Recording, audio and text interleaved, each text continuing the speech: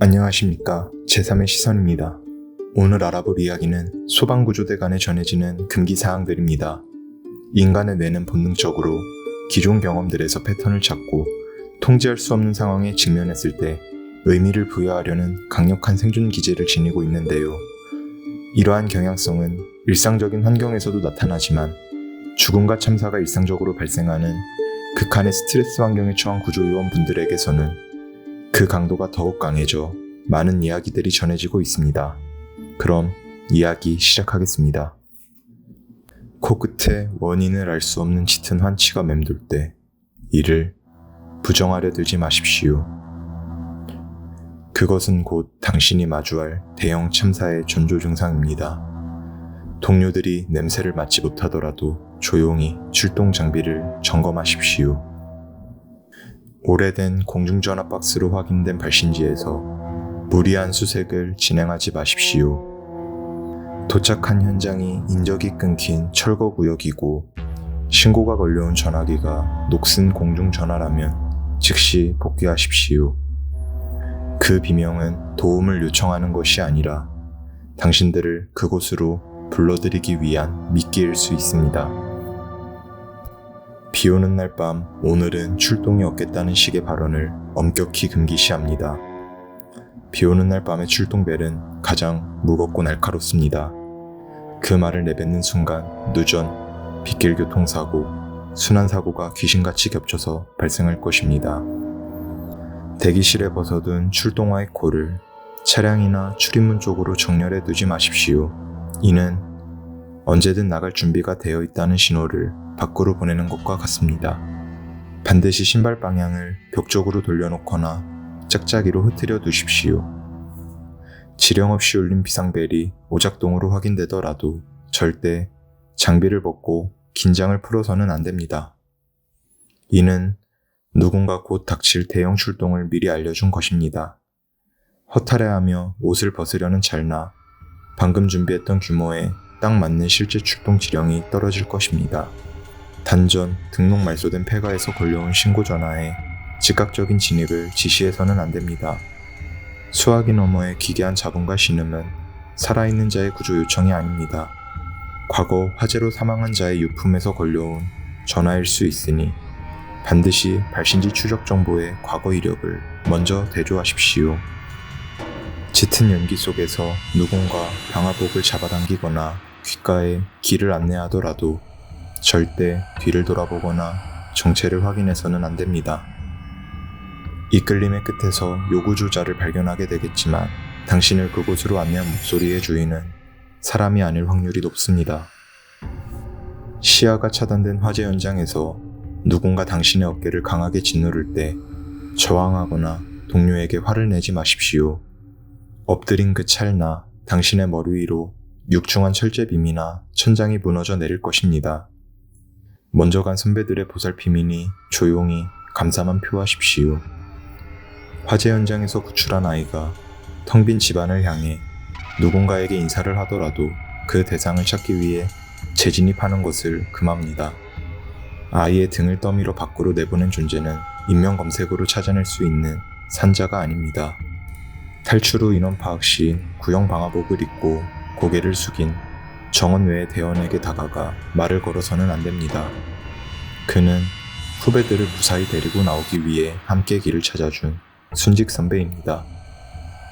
눈을 깜빡이면 사라질 테니 섣불리 침묵을 깨지 마십시오. 교통사고 현장에서 환자를 내려다보는 환자와 완전히 똑같이 생긴 무표정한 구경꾼에게 뒤로 물러나라고 소리치지 마십시오.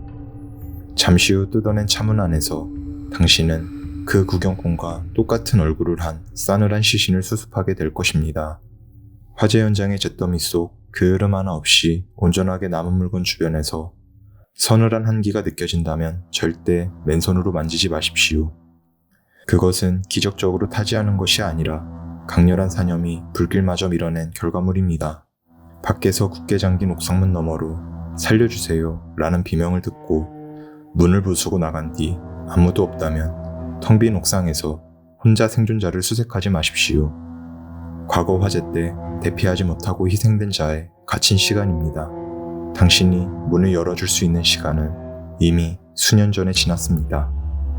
2층 창문 밖으로 구조를 요청하는 실루엣을 보고 진입했으나 내부에 아무도 없다면 그의 실루엣에 인상착의를 밖에서 발설하지 마십시오. 그곳이 오래된 공가이거나 수년 전 화재 사망자의 인상착의와 일치한다는 사실을 알게 되어 정신적 트라우마만 가증될 뿐입니다. 인명구조견이 아무것도 없는 허공을 향해 알림 자세를 취하며 짖을 때 억지로 개를 끌어당기거나 야단쳐 자리를 이탈하게 하지 마십시오.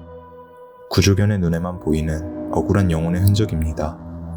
개가 충분히 위로를 전하고 스스로 돌아설 때까지 기다려 주십시오.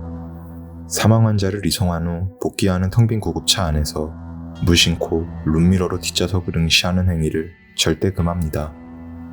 텅 비어 있어야 할 들것 위에 누군가 앉아 당신을 빤히 쳐다보고 있거나 장비가 달그락거리는 소리를 직접 확인하게 될 것입니다. 심폐소생술에 실패하고 돌아오는 길, 텅 빈 들것의 바퀴가 유난히 무겁고 뻑뻑하게 느껴진다면 짜증을 내거나 뒤를 돌아보지 마십시오. 누군가 아직 그 위에 누워있기 때문입니다.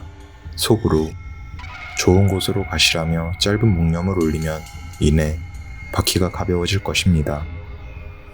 구급차 안에서 안쪽에서 바깥쪽으로 밀어낸 듯한 뚜렷한 손자국을 창문에서 발견하더라도 절대 동요하는 티를 내지 마십시오. 이승을 떠나지 못한 안타까운 환자의 흔적입니다. 그저 운전대만 꽉 쥔 채로 서로 돌아가는 것에만 집중하십시오. 심정지 환자의 흉부 압박 중 구급차 유리창에 비친 환자가 눈을 번쩍 뜨고 당신을 보며 미소 짓더라도 결코 흉부 압박을 멈춰서는 안 됩니다. 아래에 누워있는 환자는 여전히 창백하게 눈을 감고 있습니다. 창문에 비친 것은 생사의 갈림길에서 애써줘서 고맙다고 인사하는 영혼일 뿐 당신은 육체를 살려내야만 합니다. 응급 환자의 병원을 찾다가 가까스로 자리를 찾아 홀린 듯 찾게 된 병원. 그 병원의 이름과 운영 여부를 다시 한번 확인해 보십시오. 오래되거나 이미 폐쇄된 병동은 산자의 구역이 아니며 살리고 싶은 당신의 간절한 마음을 이용한 무엇인가의 장난일 수 있습니다. 간호사가 자연스럽게 나와 응급실로 당신을 안내해도 꼭 다시 한번 확인해 보십시오. 야간 대기실 복도에서 무거운 기동화 발소리가 특정 캐비닛 앞에서 멈추더라도 문을 열고 밖을 내다보는 것을 금기시합니다. 과거 현장에서 순직한 선배가 오늘도 후배들을 지켜주러 도는 순찰일 뿐입니다. 굳이 문을 열어 영적인 존재를 직면하려 하지 마십시오. 엘리베이터가 방금 전 참혹한 사건을 수습했던 그 층에서 아무도 없이 스르륵 다시 열릴 때 밖을 향해 누구냐고 묻거나 나가지 마십시오. 보이지 않는 무언가가 탑승한 것입니다. 애도를 표하며 천천히 기다리십시오. 현장 사고 직후 전원이 꺼진 무전기에서 거친 숨소리나 희미한 목소리가 들리더라도 절대 응답 버튼을 누르지 마십시오. 그것은 통신이 아니라 끔찍한 현장에 남아있는 사념입니다. 응답하는 순간 그 사념과 연결될 수 있습니다. 송신자 없는 무전기에서 순직한 대원에 진압 완료 귀속합니다. 라는 마지막 무전이 들릴 때 전원을 끄지 마십시오. 자신이 떠났다는 사실을 모른 채 평소처럼 퇴근하려는 인사입니다. 무사히 집으로 돌아갈 수 있도록 눈물과 침묵으로 배웅하십시오. 새벽 시간 고요 속 신고도 없지만 누군가 장비를 챙기며 달려나가는 소리가 선명하게 들리더라도 1층으로 내려가 확인하는 것을 금합니다. 차고에는 구급차와 소방차만 고요히 서 있을 것입니다. 보이지 않는 선배, 후배 대원의 긴급 출동을 방해해서는 안 됩니다. 오늘 제3의 시선에서 준비한 이야기는 여기까지입니다. 가장 무서운 현장 속으로 가장 먼저 뛰어들며 우리의 일상을 지켜주시는 전국의 모든 소방관, 구급대원, 그리고 구조요원 여러분의 헌신에 깊은 존경과 감사의 말씀을 전합니다. 늘 안전하시기를 진심으로 기원합니다. 시청해주셔서 감사합니다. 지금까지 제3의 시선이었습니다.